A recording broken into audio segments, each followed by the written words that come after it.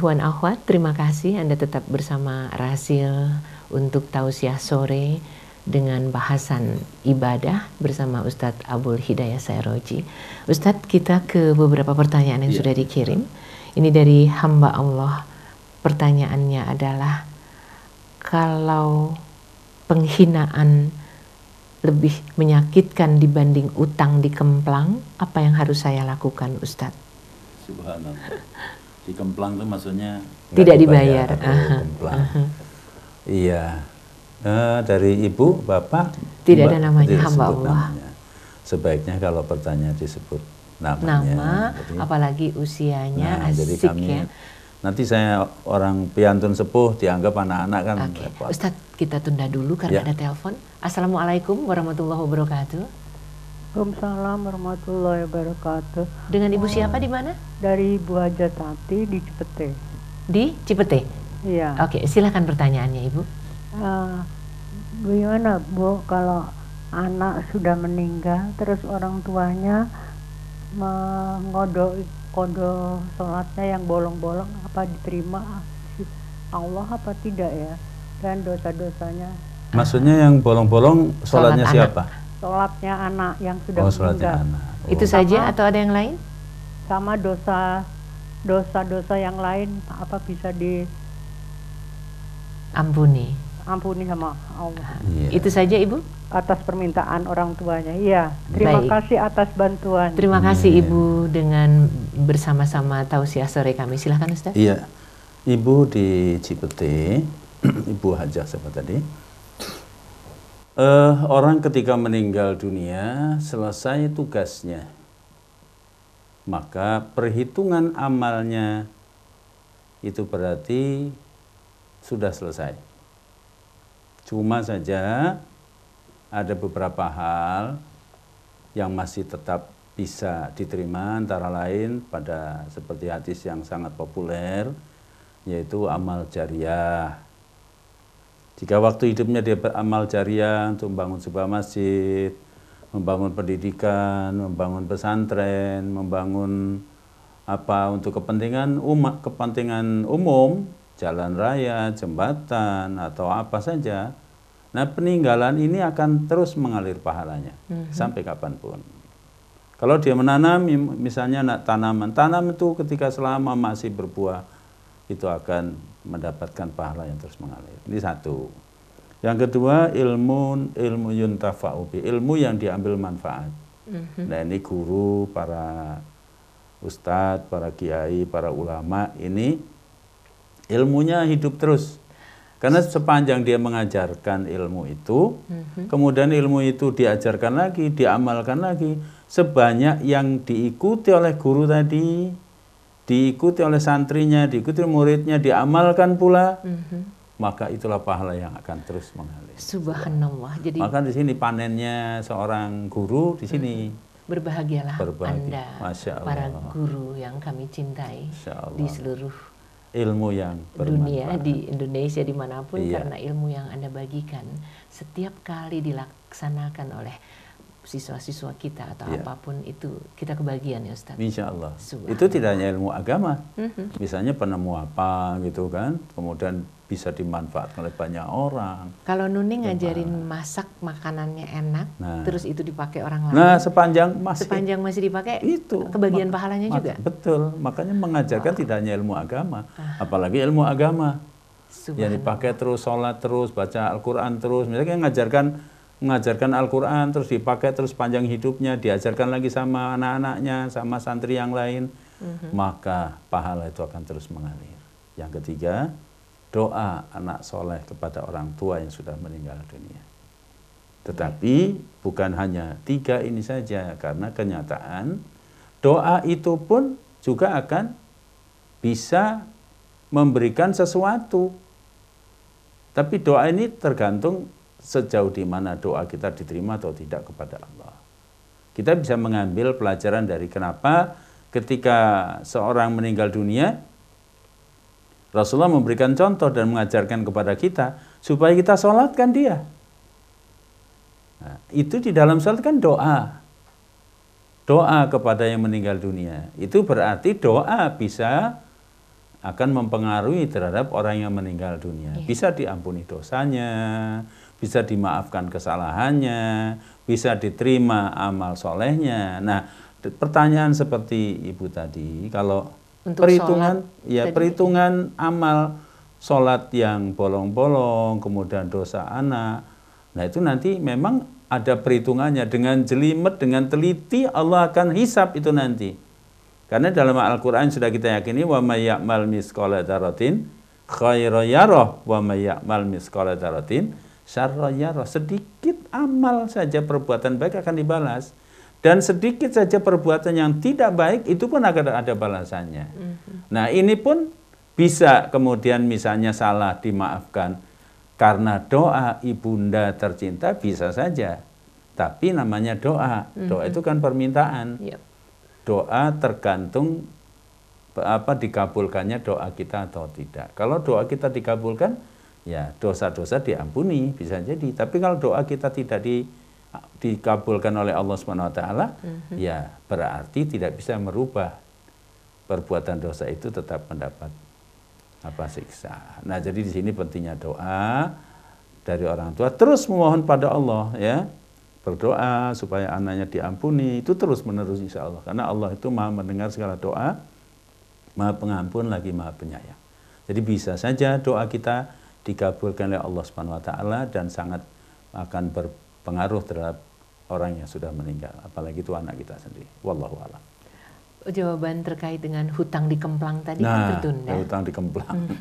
Ini bagus sekali pertanyaan. Ibu atau bapak tadi tidak menyebut namanya. Tidak ada. Orang menyakiti, sebenarnya hakikatnya dia menyakiti dirinya sendiri. Kalau kita dizolimi, kita sabar, dipecundangi, pokoknya diperlakukan tidak baik, kita tidak membalas, kita sabar, maka itu sama dengan mengambil dosa-dosa kita yang nanti akan ditimpakan kepada dia. Nah, jadi sebenarnya orang dizalimi itu orang yang sedang oleh Allah Subhanahu wa taala nanti akan dibalas. Pokoknya semua perbuatan itu akan dibalas, akan dihakimi oleh Allah yang Maha Bijak, Maha Adil. Jadi sakit hati kita disakiti orang, dizalimi orang, diapain tadi namanya itu? Istilahnya itu tadi? Dikemplang? Bukan yang sakit hati itu tadi. Oh. Itu nanti ada perhitungannya di hadapan Allah. Jadi tidak sia-sia. Cuma kita artinya tidak membalas perbuatan buruk dia dengan perbuatan buruk. Ya sudah, nanti urusannya di hadapan Allah. Itu ada perhitungannya, Ibu, jadi nggak usah khawatir. Demikian juga hutang. Hutang itu juga tidak akan, Masya Allah, Rasulullah SAW sangat memperhatikan soal hutang. Dan banyak orang yang hutang itu dianggap tidak dosa. Misalnya, dia mengulur-ngulur waktu bayar hutang, padahal sudah janji. Itu juga dosa. Apalagi niat tidak bayar. Masya Allah. Maka Rasul pernah berdoa, ya Allah, berlindung dari hutang. Kenapa? Orang yang suka hutang itu biasanya ada dua kelemahannya. Satu, suka mengulur-ngulur janji, berkhianat terhadap janjinya. Dibilang bulan depan, sudah bulan 3 bulan nggak bayar-bayar, padahal dia tahu, dia juga mampu. Ini dianggap biasa saja. Yang kedua, suka berbohong. Punya uang, dia bilang nggak punya uang, dan seterusnya. Maka sebaiknya hidupnya jangan punya utang kalau bisa. Tapi kalau dia menghutang, segerakan membayar. Karena itu ada kaitan dengan orang lain. Kalau hutang ini dibawa sampai mati, urusannya nanti di akhirat tetap akan ditagih. Nah, jadi pada orang dizalimi, bagaimana sikap kita? Kita kembalikan kepada Allah. Hakim yang maha adil, maha hakim, maha adil, maha bijak, akan menghakimi nanti. Tidak akan begitu saja. Demikian dengan hutang yang dikemplang, ya, misalnya, itu juga ada hitungannya di akhirat nanti. Maka hari kiamat disebut hari hisab, hari perhitungan, sekaligus hari peradilan, hari pembalasan, maliki yaumiddin. Apapun yang kita lakukan, yang dilakukan orang lain terhadap kita, semuanya ada peradilan yang seadil-adilnya. Bahkan di akhirat itu ada orang yang bangkrut. Kata Nabi, tahukah kamu orang yang bangkrut? Dijawab teori ekonomi. Orang bangkrut itu modalnya habis. Bukan itu. Tapi orangnya di dunia beramal, banyak amalnya, Nggak dibawa tapi ke sana. selalu berbuat dosa pada orang lain. Maka di akhirat nanti akan diadili. Pada pengadilan sholat diperiksa, soal puasa diperiksa, sekarang soal hubungan kepada sesama, interaksi kepada sesama, itu akan diadili. Akan diumumkan nanti di akhirat. Siapa yang berkaitan dengan hamba Allah yang sedang diadili? Memulailah mereka menuntut. Saya dulu menjadi tetangganya, tapi saya selalu disakiti hatinya.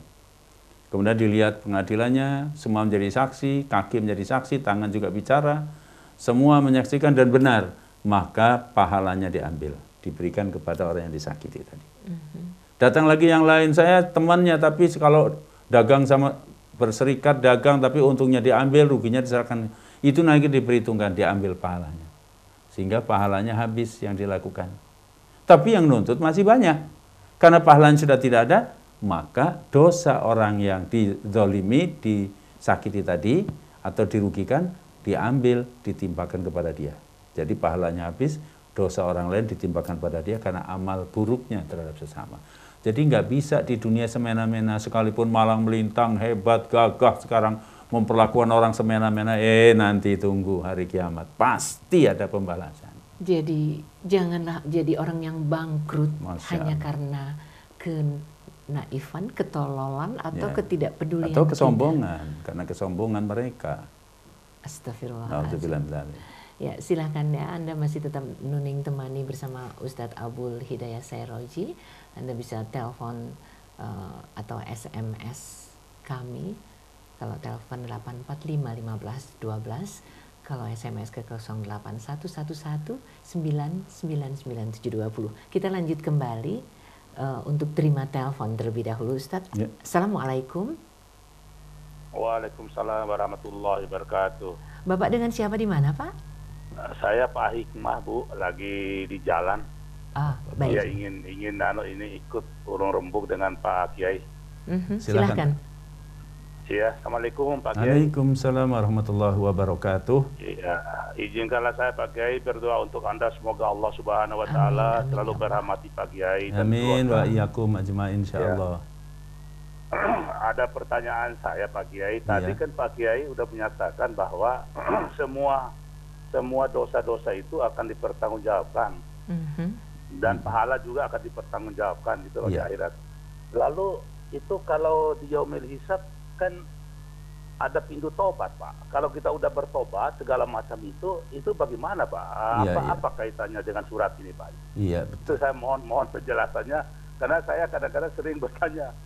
Saya sebenarnya ingin bertanya ke Pak Ustadz Husein tapi belum sempat gitu ke Radio Rasul. Iya, makasih. Iya, makasih banyak. Itu saja. Allah Baik. Subhanahu wa taala.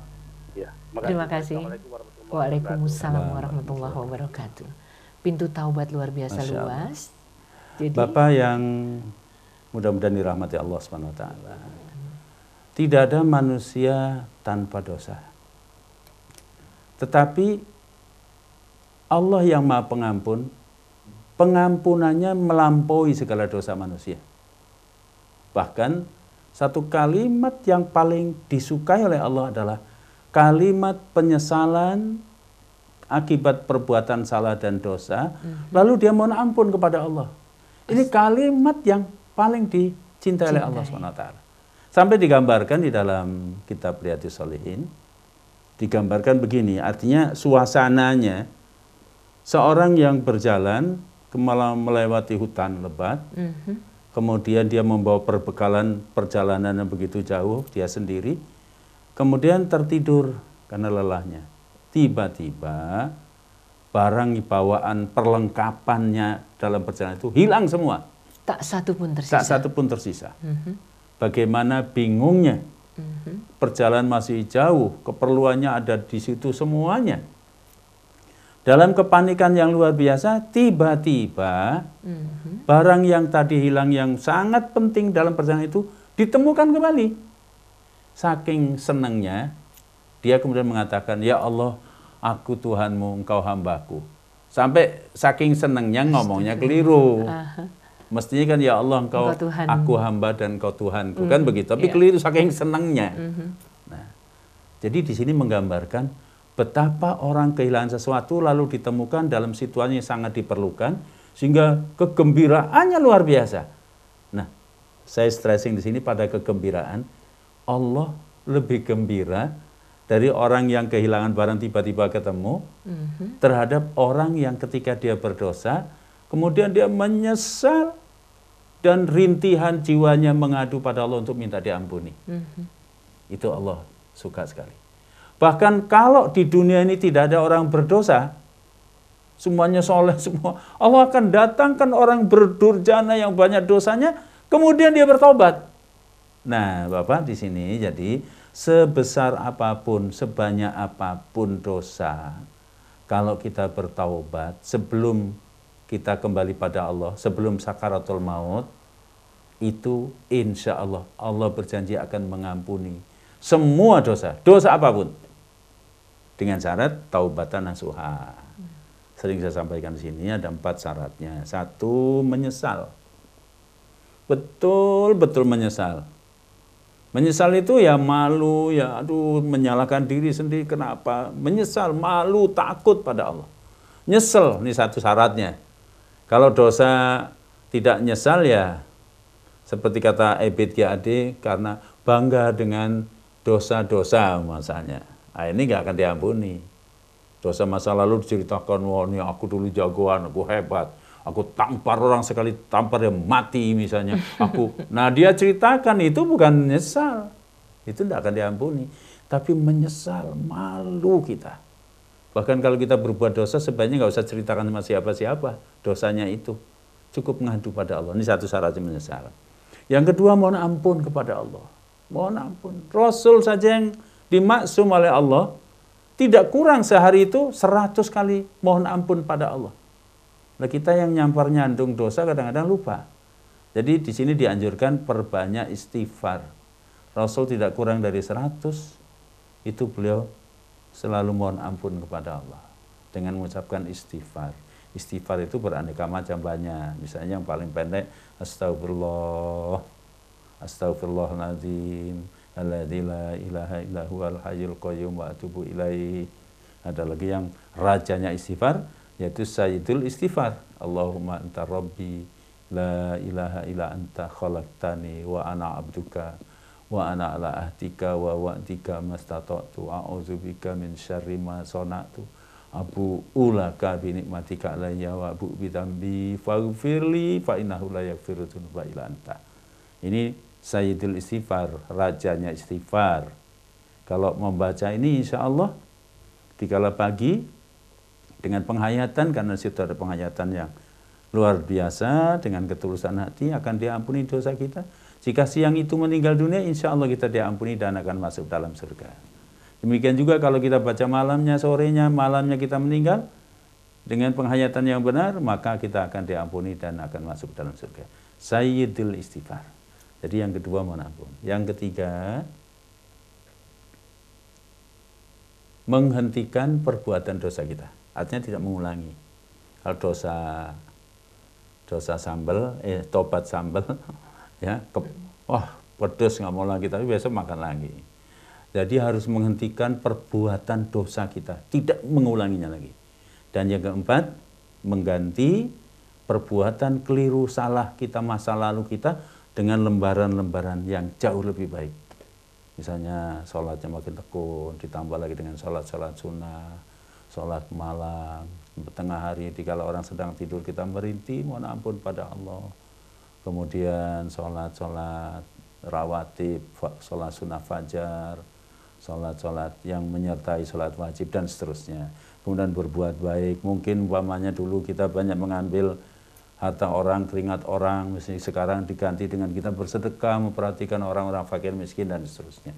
Nah ini antara insya Allah, jadi sebesar apapun dosa kita, kalau kita bertobat nanti pada hari hisab, itu semua akan diputihkan oleh Allah Subhanahu wa taala karena kita sudah bertobat sampai dengan sakaratul maut. Jadi maka sepanjang kita masih diberi kesempatan, gunakanlah bertobat kita kepada Allah Subhanahu wa taala. Demikian Pak, mudah-mudahan dapat dipahami. Wallahu a'lam. Baik, berikutnya, kalau diri terkontaminasi oleh kekaguman pada seseorang apakah ini juga mengganggu ibadah kita?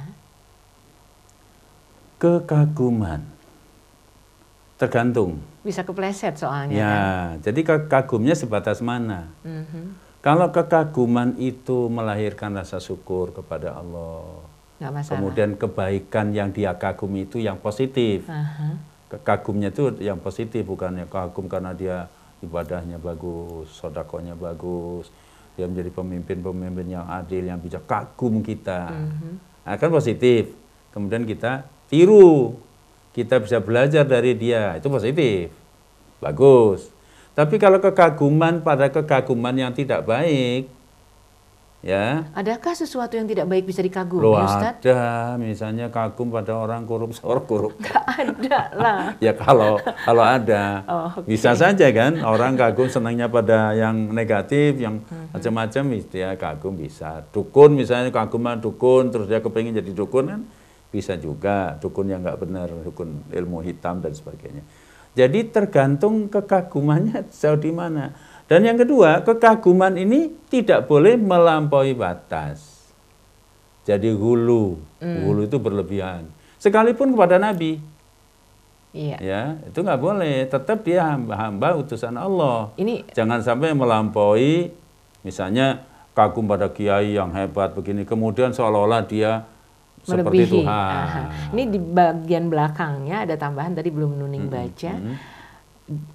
Apalagi kalau dia lawan jenis. Tapi baik ditunda karena ada telepon yang masuk. Assalamualaikum warahmatullahi wabarakatuh. Waalaikumsalam warahmatullahi wabarakatuh. Dengan Mbak siapa di mana? Bu dari Depok, Mbak. Depok, silahkan. Ya. Ini Pak Ustadz numpang, saya mau nanya boleh? Silakan. Ini mengenai sholat fajar. Kapan dilakukan? Soalnya kan kalau setelah azan berarti itu bukan fajar lagi. Kalau itu kan kalau sebelum fajar bukan masih tahajud. Jadi kapan sebaiknya dilakukan? Saya bingung tuh kadang fajar tuh. Sholat apa Bu yang dilakukan sesudah adzan atau sebelum adzan? Bukan, kalau sholat sunnah fajar. Oh, sunnah fajar. Dilakukan tuh kapan, sebelum adzan atau bagaimana? Soalnya kan katanya kalau sebelum fajar masih termasuk tahajud. Iya. Jadi mana yang harus? Saya bingung tuh, dari udah lama mau telepon bisa masuk, jadi ini kebetulan alhamdulillah sudah masuk. Iya. Ustaz kira-kira. Iya, baik. Baik. Assalamualaikum. Waalaikumsalam warahmatullahi wabarakatuh. Baik Ibu. Kalau sholat malam itu dimulai dari tengah malam sampai jelang subuh. Sampai subuh. Jadi sampai munculnya fajar shadiq sampai subuh. Itu waktu yang boleh kita gunakan untuk sholat malam, sholat tahajud. Ditutup dengan witir, kecuali di bulan Ramadan. Ramadan ada disposisi, ada kemurahan, sesudah isya boleh kita lakukan. Namanya qiyamul lail. Nah, kapan sholat sunnah fajar? Sholat sunnah fajar itu dilakukan adalah sesudah adzan subuh. Sholat sunnah fajar itu sebenarnya sholat qobliyah subuh. Sama. Jadi begitu adzan selesai, kita sholat 2 rakaat, namanya sholat sunnah fajar. Nah, itu. Jadi waktunya itu. Jadi kapan sholat tahajud? Sebelum adzan subuh. Kalau sebelum adzan subuh, itu namanya, walaupun misalnya sudah sekarang subuh jam 4:15 atau berapa ya, jam 4 itu masih bisa sholat witir kita. Nah itu, jadi sholat tahajud itu kita lakukan tengah malam sampai munculnya fajar shadiq, waktunya subuh, adzan subuh, itu namanya sholat tahajud. Ya. Kalau sholat sunnah fajar dimulai sesudah adzan, sholat 2 rakaat untuk menyertai sholat subuh. Jadi sama sholat sunnah fajar itu dengan sholat qobliyah subuh. Jadi sebelum sholat. Iya, sebelum sholat subuh. Kembali ke pertanyaan yang tadi tertunda. Ya. Karena kekaguman kepada lawan jenis. Ya, kekaguman lawan jenis, misalnya saya mengagumi seorang yang rupawan, cantik, jelita, wajahnya seperti duren sejuwing, bahasa Indonesia apa ya. Kemudian matanya. Kalau bukan fisik, tapi karena kebaikan atau karena ini kalau lawan jenis biasanya ya karena kecantikan atau karena ketampanan. Iya. kita kalau melihat, kalau bukan muhrimnya ndak boleh dipandang terus. Kagum, cantik, tapi ya sudah jangan dilihat terus. Dingkluk aja gitu. Ya, tutup pandangannya ya. Kagum kita, boleh saja kagum. Kalau dia masih misalnya masih single, ya sudah kalau kita kagum, kita juga belum menikah, ya apa salahnya kita nikahi supaya menjadi halal. Tapi kalau kekaguman itu kemudian menimbulkan hayalan, menimbulkan dosa, waktu sholat juga terbayang di kau, waktu makan juga terbayang di kau, semua lah ini bahaya, tidak boleh. Jadi kekaguman itu sebatas kita ingat pada yang maha menciptakan itu. Subhanallah. Maka kalau melihat keindahan sesuatu, sebutlah Allah, bertasbih kita, subhanallah, maha suci Allah yang menciptakan dia. Jadi tergantung ya, kekaguman itu bisa melahirkan syukur, bisa melahirkan betapa agungnya Allah, bisa menciptakan manusia seindah, seelok itu. Tapi bisa juga mudarat. Bisa juga mudarat, tergantung. Maka kita gunakan motivasi akidah dan ibadah tadi. Hidup itu motivasinya adalah karena Allah dan dipersembahkan untuk Allah. Apapun yang kita lihat, apapun yang kita alami, apapun yang kita terima, ujungnya bagaimana kesana, ya? Dinamika yang kita hadapi semua bernilai ibadah. Ujungnya hanya kepada Allah semata. Baik, saya akan ke ini namanya Bapak Apep di Cikarang. Semoga semua yang terkait dengan Rasil Allah berkahi. Amin. Seandainya saya bebaskan hutang orang terhadap saya, tapi hati saya masih ingat terus sama hutangnya, itu apa kabarnya? Terus kalau saya punya hutang sama orang,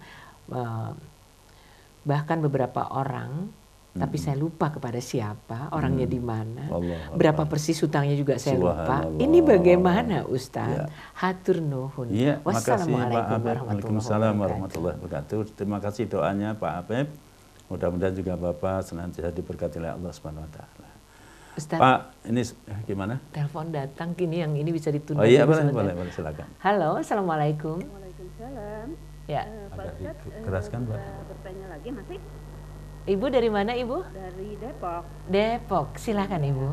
Ini sholat tahajud sebaiknya jam berapa? Kan saya kalau kadang-kadang jam 1 jam 2 belum tidur.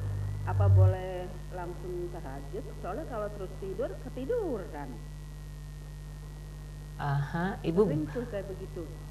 Kalau bisa agak didekatkan dengan teleponnya. Sholat tahajud sebaiknya apa harus tidur dulu atau tidak? Kalau saya jam 2 aja belum tidur, jadi kalau tidur malah ketiduran. Nggak bangun ya kalau jam 2 aja belum tidur. Itu saja kah? Jangan. Terima kasih. Baik Ibu, terima kasih kembali. Jadi gimana? Tadi kurang begitu. Kalau saya sholat tahajud tapi belum tidur, bagaimana? Karena saya jam 2 aja belum tidur. Kalau saya tidur dulu baru boleh sholat, bangun sesudah tidur dulu, bisa-bisa nggak bangun. Iya. Gitu. Ibu, insya Allah, yang namanya Qiyamul Lail sebenarnya tidak harus tidur dulu. Abu Bakar sesudah sholat Isya, beliau banyak lakukan sholat witir lebih dulu. Witir itu masuk tahajud, penutup sholat tahajud. Karena beliau khawatir kebablasan tidurnya. Itu dalam rangka ikhtiyat, hati-hati. Nanti malam bangun dilanjutkan sholat tahajudnya. Jadi kalau memang ibu malam itu jam 2 belum tidur, kalau nanti tidur kemudian kebablasan, langsung sholat Qiyamul Lail. Tidak harus tidur dulu kok. Tidak harus, ya. Dan ternyata Abu Bakar juga melakukan sholat itu sebelum tidur, beliau witir. Jadi boleh ibu jam 2 langsung sebelum tidur ambil air wudhu, kemudian sholat tahajud, kemudian ya tidur sebentar. Tapi jangan sampai subuh kebablasan. Kan sebenarnya ada panggilan alarm. Alarm ya, kalau ngantuk kelewatan ya alarm tetap bisa ya. Maksudnya begini, memanage waktu kalau sunnah Nabi. Malam-malam itu juga di-manage, diatur. Rasulullah memberikan contoh, tidur lebih awal sesudah sholat Isya. Jika memang tidak ada kepentingan yang mendesak, sebaiknya lebih dulu, lebih awal tidur. Tapi gadget itu sangat menarik bagi banyak orang. Nah, menariknya gimana? Tergantung. Apa nggak ada hari esok? Kan bisa ada hari esok. Ini malam, memanage waktu malam. Kelihatannya sebentar, tahu-tahu udah 1:30. Nah itu yang bisa melalaikan yang lain. Jadi lebih baik lebih awal tidur sesudah Isya, dimaksud supaya nanti bangun dalam keadaan fresh, jam 3 bangun. Kita sholat tahajud dalam keadaan fresh pada tubuh. Jadi diniatkan diniatkan, saja, diatur, pola tidurnya diatur. Jadi jangan mengikuti irama TV, irama ini segala macam sampai jam 2, akhirnya nanti subuh kebablasan. Kalau subuh kebablasan, Masya Allah. Apalagi kalau subuh kebablasan berarti sholat sunnah fajar hilang. Padahal sholat sunnah fajar itu pahalanya lebih baik daripada dunia beserta isinya. Belum lagi sholat subuh luar biasa. Siapa yang menjumpai sholat subuh berjamaah di masjid, sama dia dengan sholat tahajud satu malam suntuk. Masya Allah. Jadi kalau misalnya kita begadang malam kemudian ini bablas sholat subuh sama sholat sunnah fajar, ya tekor kita. Pertanyaan saya pada Anda, wahai pendengar pemirsa Rahasil, kapan terakhir kali Anda subuh berjamaah? Mudah-mudahan setiap pagi ya. Ya Ustaz. Harusnya sholat 5 waktu itu berjamaah. Harus. Mohon maaf, teleponnya jangan ke ini HP, tapi tolong ke 845 15 12 ya. Ini tidak bisa saya angkat. Tolong dikeraskan suaranya, itu kurang keras. Pertanyaan tadi kembali ke Pak Apep di Cikarang, silahkan. Betul. Ustaz.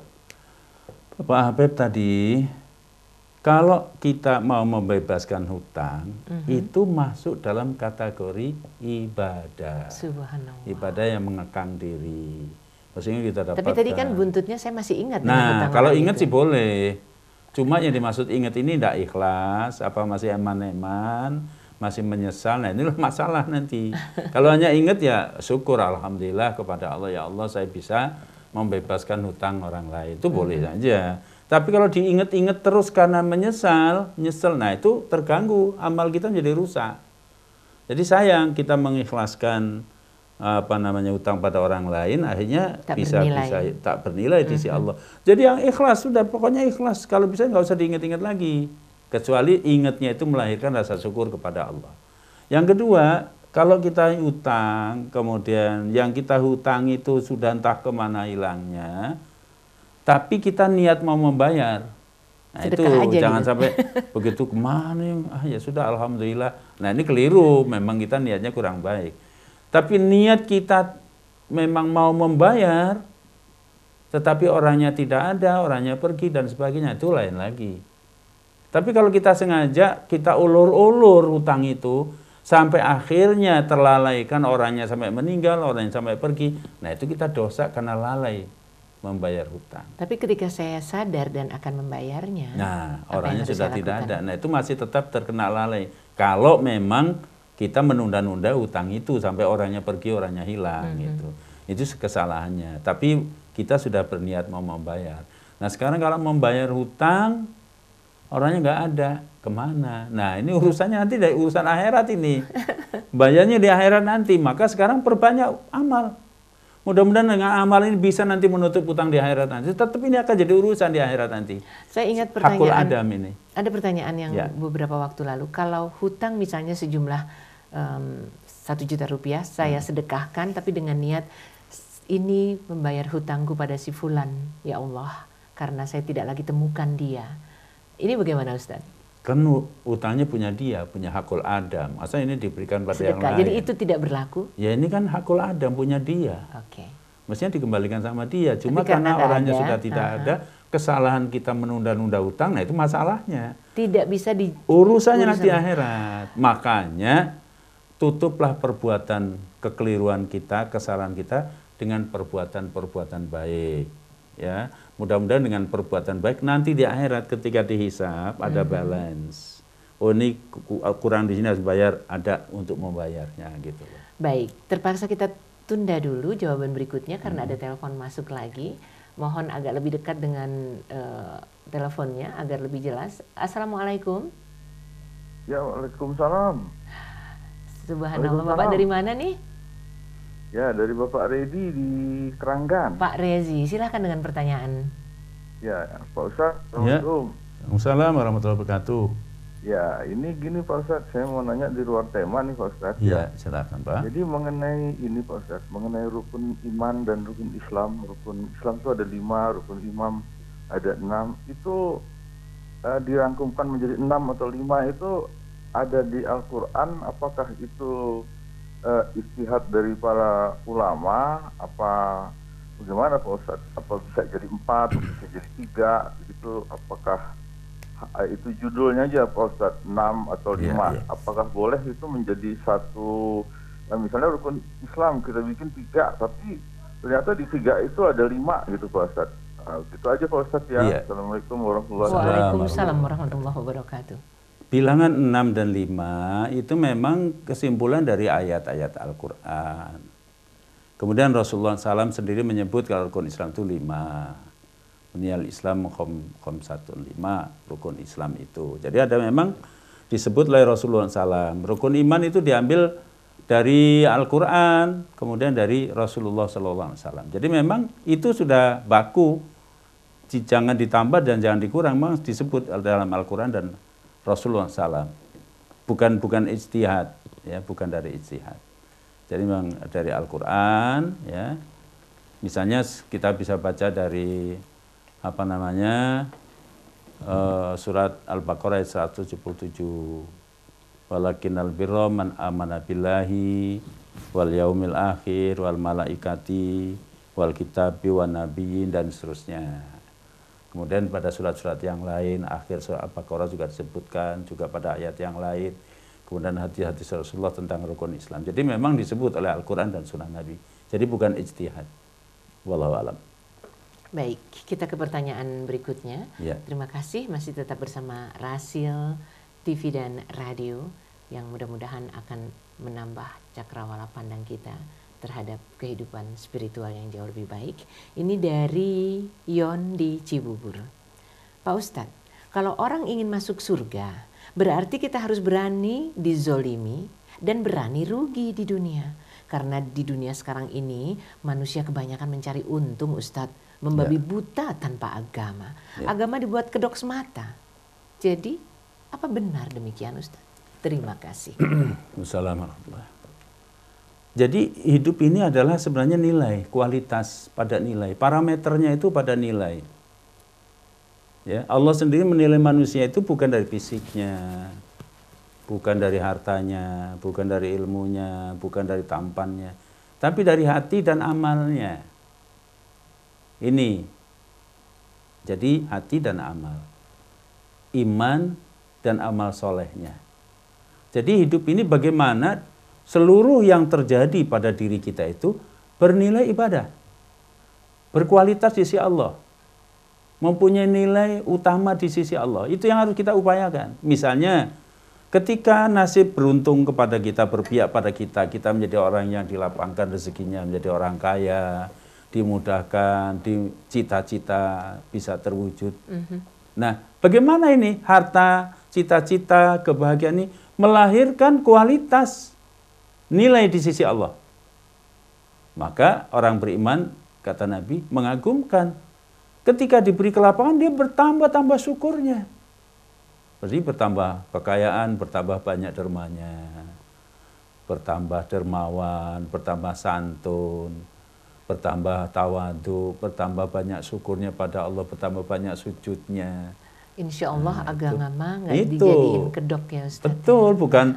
Tapi kalau kekayaan itu hanya menimbulkan kebanggaan, apalagi congkak, sombong, kemudian lebih rakus lagi pada harta, manjang angan-angan, lupa pada Allah, apes kita itu jatuh. Harta itu akan menjadi malapetaka seperti gunung menimpa kita, menjadi dosa. Naudzubillah min dzalik. Baik, kita ke telepon sebentar terlebih dulu, belum. Oh, belum selesai. Yang miskin diberi kemiskinan, sabar. Nah, jadi kaya, miskin, apapun yang menimpa kita, semua harus melahirkan nilai keutamaan. Itu yang akan bisa membawa keselamatan kita, jaminan dari Allah Subhanahu wa taala. Wallahu a'lam. Mampukah? Insya Allah ya. Tapi kita terima telepon terlebih dahulu. Assalamualaikum. Waalaikumsalam warahmatullahi wabarakatuh. Dengan Bapak siapa, di mana? Dengan Sarman. Di Ciganjur. Ciganjur cukup jauh, tapi silakan. Subhanallah. Assalamualaikum Pak Yai. Iya, sama-sama Pak.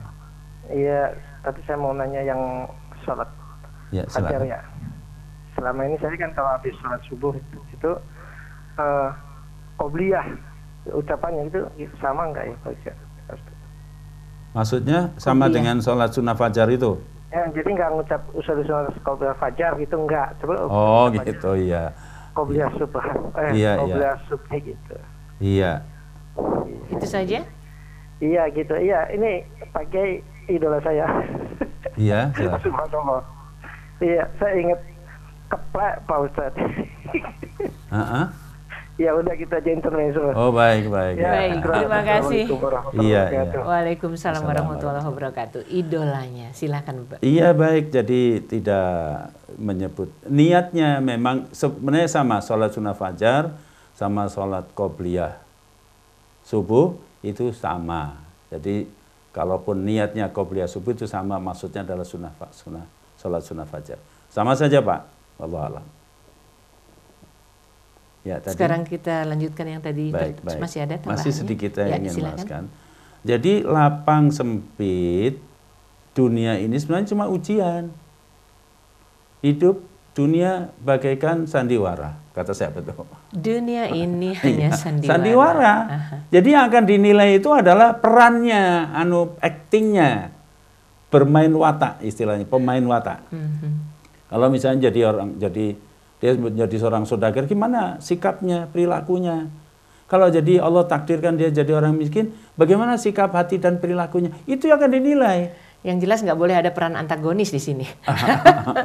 Maka dalam Al-Quran surat Al-Anbiya ayat 35 Allah berfirman, A'udzubillahi minasyaitonirrajim, kullu nafsin dha'iqatul maut. Tiap yang hidup pasti akan mati. Ini ayat ini mengingatkan kita semua, jadi jangan malang melintang, seenaknya, semaunya, lupa diri, karena hidup itu dibatasi dengan kematian. Kullu nafsin dha'iqatul maut. Walanabluwakum bisyarri wal khairi fitnah wa ilaina turja'un. Sungguh kami akan menguji kalian dengan keburukan dan kebaikan, kemiskinan dan kekayaan. Ya. Buruk rupa dan tampan, kecantikan itu semua ujian, kaya, miskin itu juga ujian. Jadi semua sebenarnya yang sedang kita jalani ini itu adalah merupakan tes kualitas. Nah, jadi kalau mau menjadi orang yang diridhai oleh Allah, jangan jadikan dunia sebagai tujuan. Kalau dunia jadi tujuan ini masalah. Maka tujuan kita ridha Allah. Nah, bagaimana ini supaya kita bisa sampai sana? Satu, harus tahu kemana arah tujuan hidup ini. Ma'rifatu ghayatil wujud, kemana arah tujuan hidup, akhir kehidupan itu kemana, mau dibawa kemana ending kehidupan kita ini, mau dibawa kemana. Nah, mau dibawa kemana, tapi jangan kayak tinting kemana tidak jelas alamatnya. Kita mesti tahu persis kemana arah tujuan hidup ini.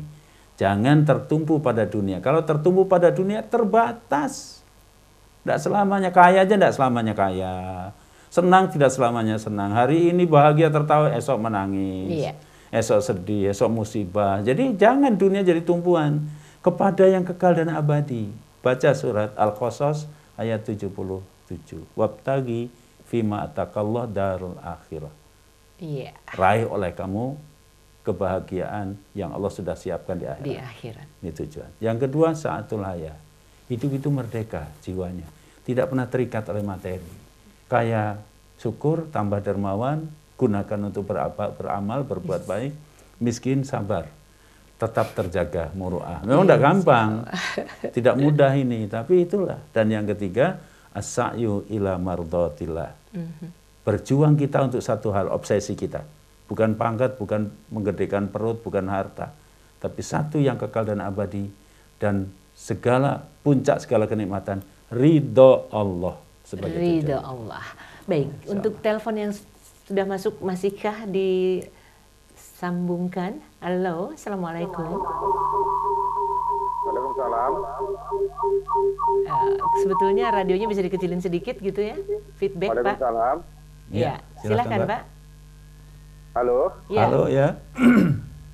Saya ada. Assalamualaikum warahmatullahi wabarakatuh. Waalaikumsalam warahmatullahi wabarakatuh. Jadi saya punya pertanyaan berkaitan dengan hutang piutang tadi yang disampaikan. Iya. Jadi saya itu punya hutang ke rekan saya yang nilainya sebenarnya lumayan besar, puluhan juta. Setiap kali ketemu saya mau bayar, dia itu bilangnya nggak usah dipikirin. Selalu begitu. Jadi saya kadang-kadang tuh gimana bayarnya ini ya. Oke, terus? Itu yang pertama ya. Yang kedua, saya dulu pernah punya loper koran. Saat libur panjang, kayak itu koran dikirim terus ya. Kemudian pas saya masuk kerja kembali, saya udah punya hutang lumayan juga, mungkin 100 ribuan zaman dulu ya. Nah setelah itu tuh orang tuh gak pernah datang lagi tukang koran itu. Saya tanya ke teman-temannya, katanya sudah pindah ke tempat lain. Terus saya pesan, suruh datang ke tempat saya, dia gak pernah datang-datang gitu loh. Kata temannya itu kalau mau titipin ke saya aja. Cuma saya kurang percaya sama temannya itu gitu loh. Sampai sekarang belum terbayar gitu loh. Nah kira-kira bagaimana ya solusi yang bisa ditawarkan ya? Itu saja? Iya. Baik, terima kasih Bapak. Assalamualaikum warahmatullahi wabarakatuh. Mau bayar hutang yang dibayar nggak mau, sementara punya hutang ke sana. Iya, inilah dilemanya. Silakan. Ya mungkin nggak usah pikirin itu berarti sodakoh mungkin. Perlu dealnya nggak? Sahnya ya, gitu. Dia sudah mengatakan nggak usah dipikirin. Mungkin di bahasa kira nggak usah dibayar. Dengan bahasa lain. Kita sudah niat kan? Sudah niat, ya bukan salah Bapak berarti. Nggak usah pikirin. Itu mungkin artinya itu disodakohkan. Diikhlaskan. Jadi nanti Bapak punya hujah di hadapan Allah sudah niat mau bayar kan? Nah yang kedua, inilah masalah hutang yang seperti ini. Maka Nabi pesan betul, kalau bisa hidup jangan punya hutang. Kalau punya hutang segera bayar, itu karena begini. Ketika kita, ini orang sudah pindah. Nah, bagaimana itu nanti? Nah itulah, karena ini hakul Adam, urusannya di akhirat nanti. Allah tidak akan mengampuni dosa seorang hamba, kecuali yang bersangkutan, hak Adam manusia itu sendiri yang bersangkutan. Maka nanti pada hari kiamat urusan sesama manusia itu ada peradilan. Semua manusia seungkapan kata-kata kebencian, kezaliman, urusan harta ada nanti di peradilan di akhirat nanti. Kita ada peradilannya ditonton oleh semua umat manusia. Nah, jadi di sini ya harus dicari terus sampai ketemu. Tapi tadi kan ada kawan yang mau nalang. Ya, tapi nggak percaya Pak. Iya gitu kan. Kalau memang dia tahu, tunjukin aja alamatnya. Kita cari, upayakan. Kalau itu nggak bisa juga, Allah Maha tahu, kita sudah niat. Tapi tetap nanti urusan di akhirat itu ada peradilan kepada sesama. Yang menyangkut urusan pidana atau pidana atau perdata kalau di dunia ya. Di akhirat itu tetap itu ada perhitungannya. Maka kalau bisa hidupnya jangan punya utang. Alhamdulillah Ustaz nggak punya utang nih, alhamdulillah. Insya Allah kita semua. Alhamdulillah, amin. Waktu kita sudah sangat mepet. Saya ucapkan terima kasih dulu kepada yang teman-teman yang tidak bisa dibaca pertanyaannya, dijawab dari hamba Allah. Ini ada satu mungkin nanti yang terakhir Ustadz ya, tentang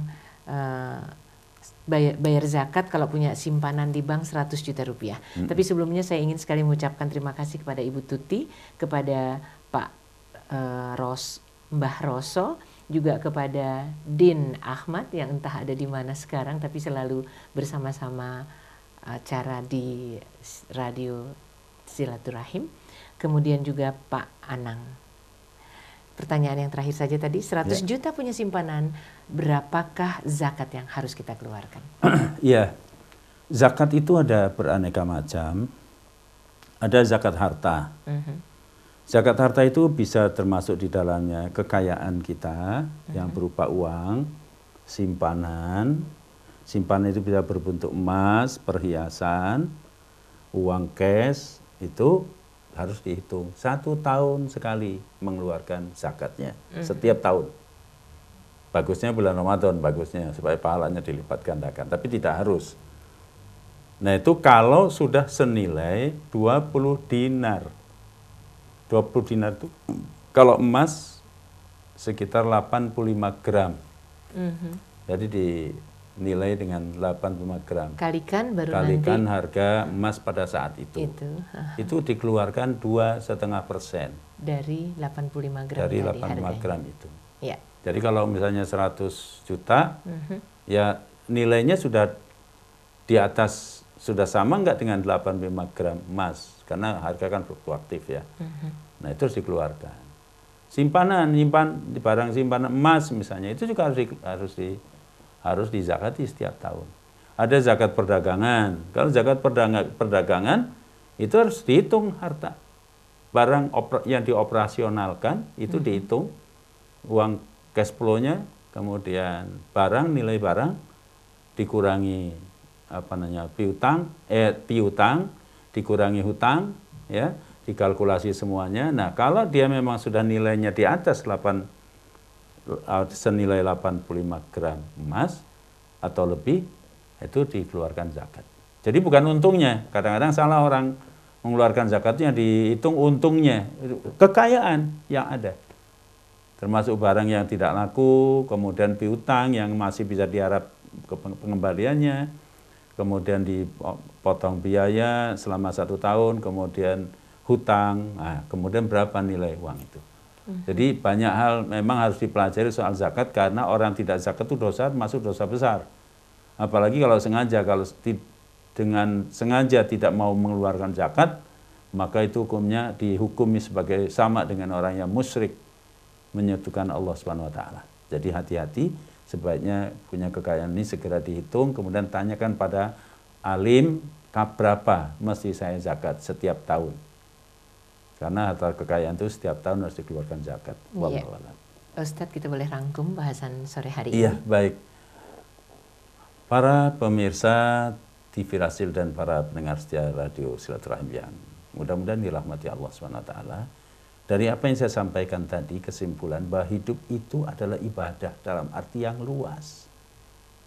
Allah sudah fasilitasi kita kecerdasan, sudah difasilitasi kita rezeki, sudah diberikan kesempatan waktu panjang, dan berbagai kenikmatan. Semua harus bernilai ibadah.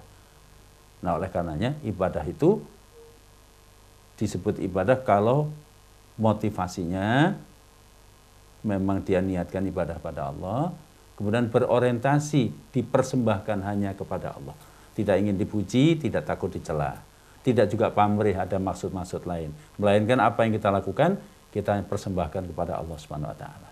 Begitulah hidup, sehingga apapun yang kita jalani, yang menimpa kita, baik itu urusan yang menyenangkan, tidak menyenangkan, semuanya bagaimana supaya bernilai ibadah. Itulah perlunya kita mengkaji Al-Quran dan mengkaji sunnah-sunnah Nabi, membaca riwayat-riwayat, mempelajari Islam dengan baik, sehingga setiap kata, pemikiran, perilaku, tindakan kita menjadi bernilai dan berkualitas di sisi Allah Subhanahu wa taala. Demikian yang bisa saya sampaikan, mudah-mudahan ada manfaatnya. Mohon maaf segala kekurangan, kekeliruan. Wabillahi taufiq wal hidayah.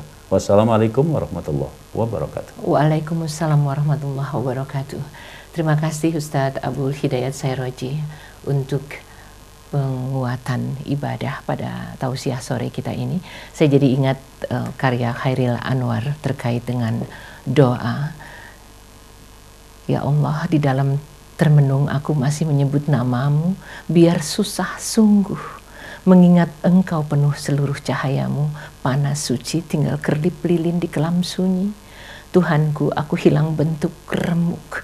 Tuhanku, aku mengembara di negeri asing, dan di pintumu aku mengetuk. Hanya kepadamu hamba memohon dan meminta. Kepada siapa lagi kalau bukan kepada engkau? Insya Allah, ikhwan akhwat, kita semua bertambah dengan kecintaan kepada taat kepada Allah Subhanahu wa taala. Billahi taufiq wal hidayah. Wassalamualaikum warahmatullahi wabarakatuh. Waalaikumsalam.